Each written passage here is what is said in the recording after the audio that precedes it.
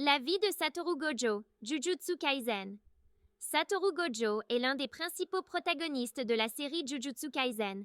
Il est un sorcier Jujutsu de grade spécial et est largement reconnu comme le plus fort du monde. Gojo est la fierté de la famille Gojo, la première personne à avoir hérité du Limitless et du Six Eyes en 400 ans. Il travaille comme professeur au Tokyo Jujutsu High et utilise son influence pour protéger et former de jeunes alliés forts. Satoru Gojo est né le 7 décembre 1089.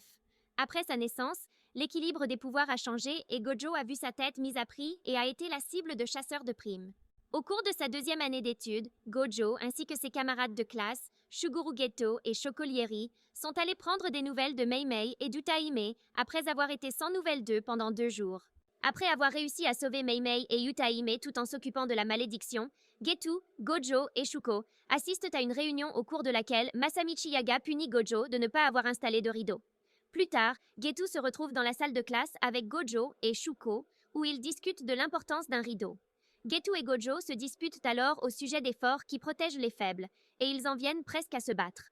Soudain, Masamichi entre dans la pièce et donne à Getu et Gojo une mission de la part de Maître Tengen. Masamichi leur explique l'importance de la mission et leur demande de surveiller 2 groupes qui veulent les arrêter. Après avoir été informés de la mission, Gojo et Getu se mettent en route. Alors qu'ils arrivent à l'endroit où ils doivent récupérer le vaisseau pour la mission, une explosion se produit et le vaisseau tombe au sol.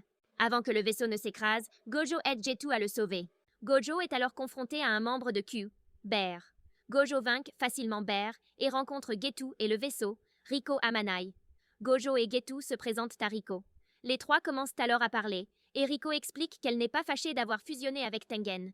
Après avoir discuté, Gojo et Getu amènent Riko à son collège, puisqu'elle les a forcés à le faire pour qu'elle puisse rendre visite à son amie.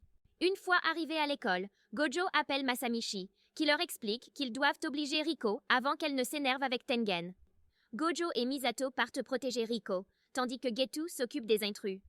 Gojo parvient à retrouver Riko et l'entraîne pour l'emmener au Jujutsu High.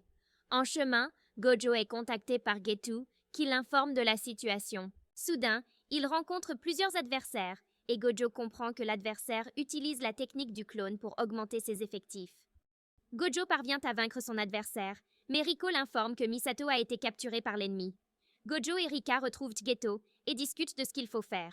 Geto demande à Gojo s'il va bien, car il utilise sa technique depuis un moment. Mais Gojo répond qu'il va bien, et ils continuent à s'amuser. Le lendemain, les 4 retournent au collège, mais ils sont attaqués à leur arrivée. Gojo dit aux autres d'aller à l'intérieur pendant qu'ils s'occupent de l'ennemi. Gojo combat l'ennemi, mais remarque qu'il ne peut pas lire les mouvements de son adversaire, car celui-ci n'a pas d'énergie maudite. Lorsqu'il perd la trace de l'ennemi, Gojo décide de balayer le terrain avec une de ses techniques. Après avoir balayé le terrain, Gojo pense que son adversaire ne pourra pas se faufiler derrière lui, mais l'ennemi parvient à bloquer la vision de Gojo avec de multiples esprits maudits. Gojo se demande ce qu'il doit faire, mais l'ennemi attaque et parvient à le blesser. Gojo se rétablit et se rend à la base du Star Religious Group pour récupérer le corps de Riko. Une fois sur place, il affronte l'ennemi et lui explique comment il a réussi à survivre. Gojo affronte ensuite l'ennemi et, après quelques échanges, parvient à le tuer avec sa technique violette.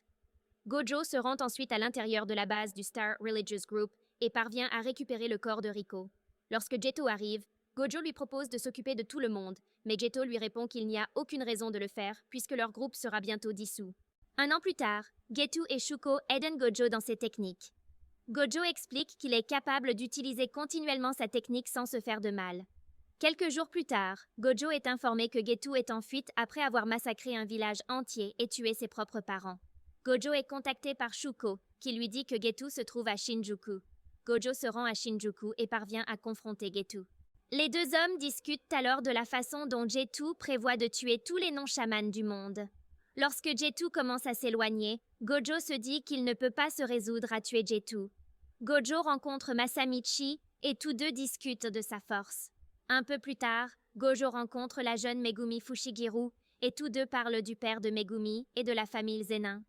Lorsque Megumi dit qu'il ne se soucie plus de son père depuis qu'il n'est plus là depuis un certain temps, Gojo dit à Megumi de lui demander s'il veut savoir quelque chose sur son père. Gojo lui demande alors s'il veut aller chez les Zenin, ce à quoi Megumi répond que sa réponse dépendra de la joie de sa sœur s'ils y vont. Gojo dit à Megumi que sa sœur ne sera pas heureuse, qu'il s'occupera de tout et que Megumi devrait se concentrer sur sa force à partir de maintenant. Gojo parle de Yuta Okotsu avec les dirigeants et parvient à les convaincre de repousser son exécution et de laisser Yuta rejoindre l'université. Lorsque Yuta décide de rester en isolement, Gojo se rend sur place et le convainc de s'inscrire à l'université. Gojo amène ensuite Yuta au collège et lui présente ses nouveaux camarades de classe, Maki Zenin, Panda et Tujinu Maki, qui se préparent à attaquer Yuta. Gojo tente de les avertir, mais Rika se présente pour défendre Yuta. Gojo explique à la classe la situation de Yuta et lui présente Yuta. Gojo met ensuite les élèves par deux pour leur leçon. Gojo emmène Maki et Yuta dans une école primaire et leur explique qu'ils vont devoir exercer des malédictions et sauver deux enfants qui ont disparu. Gojo met ensuite en place un écran et les laisse tous les deux s'occuper du reste. Lorsque Yuta libère Rika pour s'occuper de l'esprit, Gojo commente l'intensité de l'esprit. Après que Yuta ait réussi à gérer la situation, Gojo les emmène à l'hôpital et informe Yuta que les deux garçons et Maki s'en sortiront. Gojo parle ensuite à Yuta de la façon dont il compte libérer Rika de la malédiction qu'il lui a probablement imposée. Gojo emmène ensuite Yuta dans un autre endroit et lui donne un katana. Gojo explique à Yuta qu'il devra faire passer les pouvoirs de la malédiction à travers le katana afin de briser la malédiction et que Yuta devra d'abord s'entraîner avec le katana. Quelque temps plus tard, Gojo rencontre les supérieurs et les informe de la nature de la malédiction de Rika. Après la réunion, Gojo se dirige vers ses élèves, tout en se plaignant des supérieurs. Gojo observe Yuta et Maki s'entraîner jusqu'à ce qu'il assigne une mission à Yuta et Touge. Lorsque Yuta s'interroge sur Touge, Gojo lui explique qui est Touge et ce dont il est capable. Gojo dit également à Yuta qu'il n'observera que Touge et qu'il ne doit pas laisser sortir Rika. Une fois la mission terminée, Gojo est informé de ce qui s'est passé pendant la mission. Plus tard, Gojo rencontre Masamichi au sujet de Geto et se précipite vers les premières années après l'arrivée de Geto au collège. Lorsque Gojo dit à Geto de laisser les premières années tranquilles, Geto répond en disant qu'il commencera une guerre totale un certain jour.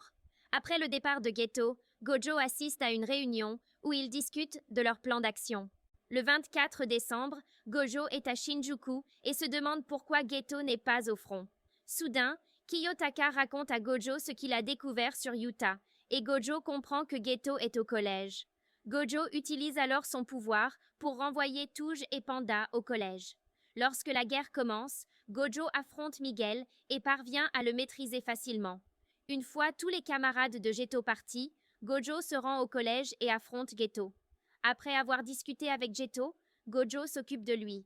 Gojo rencontre ensuite son élève et informe Yuta qu'il est un parent éloigné. Lorsque la malédiction de Rika est annulée, Gojo dit que c'est Yuta qui l'a maudite et le félicite d'avoir annulé sa malédiction. Plus tard, Gojo est avec Yuta et l'informe de l'existence de Geto. Il lui rend alors sa carte d'étudiant que Geto possède. Gojo arrive au 3e lycée Sugisawa pour vérifier la situation et découvre que Yuji a mangé un des doigts de Sukuna. Gojo décide de vérifier la force de Yuji en voyant si Yuji peut reprendre son corps après avoir laissé Sukuna prendre le contrôle pendant 10 secondes. Gojo affronte alors Sukuna et au bout de 10 secondes, Yuji reprend son corps. Gojo assomme ensuite Yuji pour voir si Sukuna prend le dessus après le réveil de Yuji. Gojo demande alors à Megumi ce qu'il devrait faire, ce à quoi Megumi répond qu'il devrait exécuter Yuji, mais qu'elle ne veut pas qu'il meure. Megumi demande également l'aide de Gojo et son professeur accepte de faire quelque chose. Plus tard, lorsque Yuji se réveille, Gojo le salue et se présente à lui. Gojo informe également Yuji que son exécution a été envoyée et lui explique la raison pour laquelle ils vont suspendre leur exécution. Gojo explique également qui est Sukuna et comment, pour enfin exorciser Sukuna, Yuji doit manger tous les doigts de Sukuna avant d'être exécuté. Après avoir laissé Yuji aller retrouver ses amis, Gojo le rencontre et lui demande sa décision. Yuji pose des questions sur les pertes causées par les malédictions, ce que Gojo lui explique. Yuji demande alors le doigt de Sukuna et Gojo le lui donne. Yuji parvient à garder le contrôle après avoir mangé le doigt et Gojo pense que Yuji est capable de garder Sukuna sous contrôle. Il dit ensuite à Yuji de se préparer car il va rejoindre l'université et qu'il n'y a que 3 premières années. Après être arrivé au collège, Gojo escorte Yuji à son entretien avec le principal Masamichi et l'avertit qu'il pourrait échouer à l'entretien s'il se trompait. Soudain, Sukuna parle à travers une bouche qu'il a faite sur Yuji et exprime ses opinions sur l'école. Sukuna dit également qu'il tuera Gojo en premier car il a une dette envers lui, et Gojo considère que c'est un honneur. Gojo amène ensuite Yuji à Masamichi, puis Gojo assiste à l'entretien de Yuji. Lorsque Masamichi accepte Yuji à l'université, Gojo l'emmène dans sa chambre. Pendant que Yuji déballe ses affaires, Gojo explique que Yuji est maintenant un radar qui peut trouver les doigts de Sukuna puisqu'il est devenu le vaisseau de Sukuna. Lorsque Megumi sort de sa chambre, qui est à côté de celle de Yuji, Gojo leur dit que demain, ils iront chercher le troisième étudiant de première année. Le lendemain, Gojo emmène Megumi et Yuji à Harajuku pour récupérer la dernière élève de première année, Nobara. Après avoir récupéré Nobara, Gojo les emmène tous les trois à Roppongi pour une mission qui déçoit Nobara et Yuji. Alors qu'ils atteignent le site de la mission, Gojo les informe que seuls Nobara et Yuji entreront à l'intérieur car il veut les tester. Gojo remet également à Yuji un outil maudit puisqu'il ne peut pas encore utiliser le Jujutsu, mais leur demande également de ne pas laisser sortir Sukuna. Gojo attend ensuite dehors avec Megumi, tandis que Nobara et Yuji se rendent à l'intérieur. Pendant ce temps, Gojo explique pourquoi il veut les tester. Lorsque l'un des esprits tente de s'échapper, Gojo empêche Megumi de l'exercer pour que Nobara puisse le faire. Une fois la mission terminée, Gojo décide de les emmener manger. 2 semaines plus tard, Gojo part en voyage d'affaires, ce qui l'empêche d'emmener les premières années en mission. Après la mission au centre de détention qui a entraîné la mort de Yuji, Gojo se retrouve à la morgue avec Kiyotaka. Gojo explique que la mort de Yuji pendant la mission a été planifiée par les supérieurs et qu'ils devraient tous les tuer. Lorsque Shuko se présente pour examiner le corps, Gojo lui dit de se servir de lui. Alors que Shuko se prépare à l'examen, Gojo explique à Kiyotaka pourquoi il est devenu professeur. Alors que Shuko est sur le point de commencer son examen, Gojo voit Yuji revenir soudainement à la vie. Gojo salue Yuji pour son retour à la vie. Gojo part ensuite avec Shuko et lui explique qu'il souhaite que Yuji reste décédé sur le papier afin qu'il puisse l'aider à devenir plus fort. Ensuite, Gojo emmène Yuji dans une pièce pour l'entraîner à l'art du Jujutsu, ce qui enthousiasme Yuji. Gojo lui explique alors comment fonctionnent les pouvoirs et les techniques maudits, et en fait même la démonstration. Gojo explique également que les émotions jouent un rôle important dans le contrôle des pouvoirs maudits, et que Yuji s'entraînera en regardant des films. Gojo donne à Yuji un cadavre maudit qui attaque une personne qui ne libère pas un flux constant de pouvoirs maudits, et dit que Yuji va regarder des films avec. Lorsque Yuji commence à regarder les films, Gojo part à la rencontre du principal Masamichi. Alors qu'il est conduit par Kiyotaka, Gojo demande à Kiyotaka d'arrêter la voiture. Gojo sort de la voiture et dit à Kiyotaka de partir sans lui. Après le départ de Kiyotaka, Gojo est attaqué par Jogo, mais il s'en sort indemne. Gojo pense que Jogo est un esprit de catégorie spéciale non enregistré et qu'il pourrait être plus fort que l'actuel Sukuna. Jogo poursuit alors son assaut et Gojo reste indemne de toutes ses tentatives. Alors que Jogo se demande pourquoi Gojo est indemne, Gojo explique comment fonctionne sa capacité et que même si Jogo ne peut pas le toucher, il peut facilement toucher Jogo. Gojo attaque alors Jogo en lui donnant une coupe de pied, ce qui fait voler Jogo. Alors que Jogo tente de contre-attaquer, Gojo esquive facilement et attaque Jogo. Gojo retourne ensuite chercher Yuji afin qu'il puisse observer le combat. Alors que Gojo revient sur le combat, Jogo remarque que Yuji va devenir un obstacle pour Gojo. Gojo répond que ce n'est pas grave, puisque Jogo est faible, ce qui met Jogo en colère. Gojo dit alors à Yuji de ne pas le quitter, car Jogo les piège dans son expansion territoriale. Yuji est confus. Gojo lui explique ce qu'est l'expansion territoriale et comment elle fonctionne. Gojo utilise alors sa propre expansion territoriale pour piéger Jogo et explique à Jogo et Yuji comment fonctionne sa technique. Gojo détruit le corps de Jogo et commence à l'interroger. Soudain, Gojo et Yuji sont distraits, ce qui permet à Hanami de sauver Jogo. Gojo et Yuji tentent de les arrêter, mais ils se sont déjà échappés. Gojo explique alors à Yuji qu'il va l'entraîner pour qu'il devienne plus fort. Quelques jours plus tard, Gojo rencontre Yashinobu et lui explique que la vague de pouvoir que les anciennes générations doivent garder scellée va s'abattre sur eux. Alors que Yashinobu se met en colère contre Gojo, ce dernier dit qu'il a fini de parler et part, non sans avoir dit à Yashinobu que Masamichi arrivera 2 heures plus tard. 1 mois plus tard, Gojo demande à Nanami d'accompagner Yuji lors d'une mission puisqu'il ne peut pas le faire. Une fois la mission terminée, Gojo retrouve Nanami et Yuji.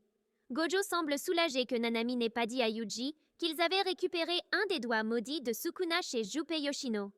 Le jour de l'événement de Kyoto, Gojo est avec Nanami et ils discutent de ce qui s'est passé pendant la mission de Yuji. Lorsque Yuji arrive, excité à l'idée de rencontrer les autres, Gojo dit à Yuji qu'ils doivent faire une surprise et explique son raisonnement.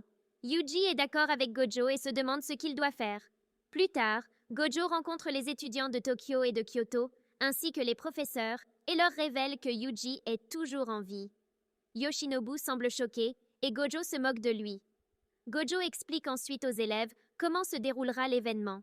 Par la suite, Gojo rencontre Utaime, et Gojo révèle qu'il pourrait y avoir un espion, et qu'il veut qu'Utaime enquête sur le collège de Kyoto. Quand Utaime demande si elle est la taupe, Gojo répond simplement qu'elle est trop faible pour être la taupe. Et lui jette une tasse de thé. Avant le début de l'événement, Gojo se réunit avec les autres membres de la faculté pour regarder l'événement. Lorsque l'événement commence, Gojo l'analyse à travers les moniteurs, avec les autres professeurs. Pendant l'épreuve, Mei Mei remarque la force de Maki et se demande pourquoi elle n'a pas été promue. Gojo explique que sa famille lui met des bâtons dans les roues et souligne également l'incohérence de la vidéo autour de Yuji. Gojo pense qu'ils ont quelque chose dans leur manche, mais Yuji n'est plus le même qu'avant. Alors qu'un autre esprit maudit est exercé, Gojo se demande si les élèves n'ont pas oublié l'objectif principal. Lorsque les intrus envahissent le site, Gojo se rend sur place avec Utaime et Yoshinobu. Yoshinobu dit à Gojo d'entrer dans la zone avant que l'écran ne soit terminé, mais Gojo remarque que l'effet de l'écran est déjà terminé. Alors qu'ils atteignent le site, ils découvrent que Gojo est le seul à ne pas pouvoir entrer dans l'écran. Gojo dit aux deux autres d'y aller afin de pouvoir aider les autres. Après un certain temps, Gojo parvient enfin à franchir la barrière. Il décide de s'occuper d'abord de Juzo et parvient facilement à le maîtriser. Gojo utilise ensuite une technique pourpre creuse sur Hanami, mais ils ne peuvent pas dire avec certitude s'il a été tué. Une fois les intrus éliminés, Gojo se rend à une réunion avec les autres membres de la faculté où ils discutent de tout ce qui s'est passé pendant l'invasion, et qu'ils n'ont rien obtenu de Juzo. Alors que Masamichi déclare que l'événement est terminé, Gojo fait remarquer que ce n'est pas à eux de décider. Gojo rencontre alors les élèves et ils décident de poursuivre l'événement. Quelques jours plus tard, Gojo appelle Utaime pour lui parler de ce que ses élèves ont fait et lui demander si elle a découvert quelque chose à propos de la taupe dans le brouillard. Après avoir raccroché avec Utaime, Gojo pense qu'il compte sur Mei Mei, à qui il transfère 10 millions de yens, soit environ 90 000 $, par l'intermédiaire du compte bancaire. Quelque temps plus tard, Gojo est endormi lorsque Yuji, Megumi et Nobata arrivent à son emplacement. Gojo se réveille et envoie les trois autres à l'endroit où se trouve Utaime. Le 31 octobre, Gojo pénètre dans le rideau qui a été érigé au-dessus de Shibuya. En se frayant un chemin dans la foule, Gojo comprend les intentions de l'ennemi et décide de se diriger vers le sous-sol. Alors que Gojo atteint le métro souterrain, il est confronté à Jogo, Hanami et Shoso. Gojo se prépare alors à se battre contre les trois. Alors que Hanami commence à bloquer toutes les sorties, Gojo leur dit que ce n'est pas nécessaire puisqu'il n'a pas l'intention de s'enfuir. L'esprit maudit fait alors encercler les personnes piégées et commence à attaquer Gojo. Lorsque Jogo et Hanami attaquent Gojo en utilisant la technique d'amplification de domaine, Gojo parvient à l'esquiver. Gojo réfléchit au fonctionnement de l'amplification de domaine et au fait qu'il est maintenant vulnérable à leurs attaques.